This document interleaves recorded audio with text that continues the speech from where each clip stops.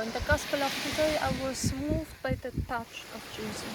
Jesus is touching people who he will heal. And many people are coming to him and they are healed.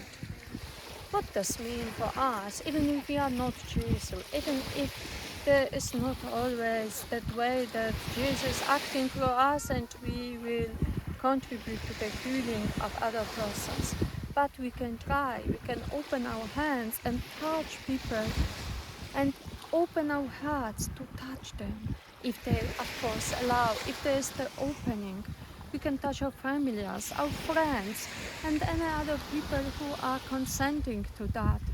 And I think that through our hands there will pass so much love, so much healing also. Healing of our goodness, of what we want to give to other people. And I don't know, this is my sensibility.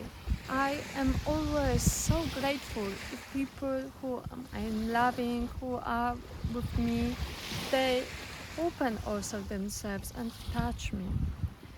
And I feel the goodness which is coming to me through the hands of people.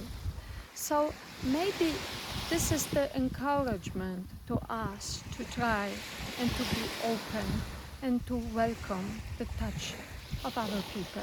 What is your experience in this area, in this experience with touching? Please share with me.